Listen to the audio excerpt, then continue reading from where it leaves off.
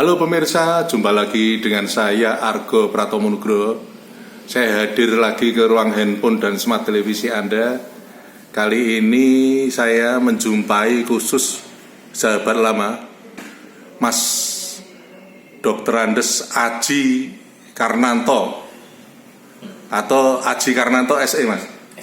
SE ya, SE.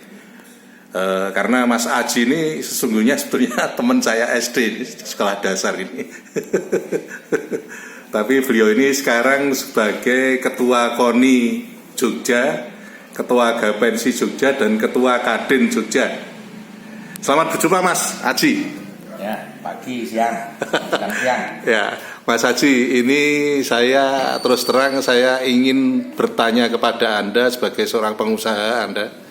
Karena di Jogja ini kan tingkat perekonomian di Jogja itu kelihatan sekali daya beli masyarakat itu sangat menurun ini.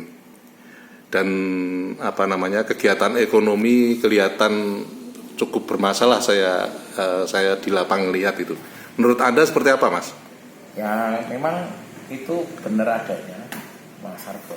Ya. Karena memang dengan pengetatan anggaran dari pemerintah pusat maupun daerah semuanya memang berpengaruh kepada pekerjaan yang ada. Dan yang paling jelas, yang paling dirasakan itu sekarang kompetisinya cukup luar biasa. Jadi banyak, karena ya otomatis karena banyak yang nyari, barangnya tidak ada kan itu. Ya. Itu otomatis persaingan ketat, cukup sangat-sangat ketat. Bahkan kadang, mohon maaf, ya teman-teman, intinya pokoknya saya bisa kerja, saya bisa ikut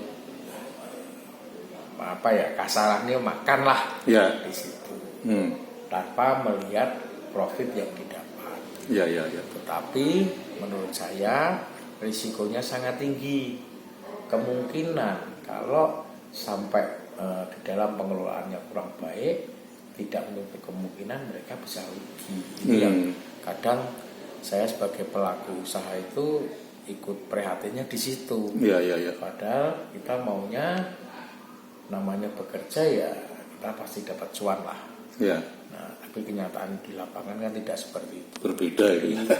Kondisinya memang ya harap dimaklumi karena porsinya sedikit yang berebut orang banyak. Ini yang menjadikan kondisi ini seperti itu. Dan otomatis akan berdampak kepada ekonomi yang ada di kota Jogja. Karena memang baik secara kota, provinsi, ataupun secara nasional memang cukup terasa sekali. Ya.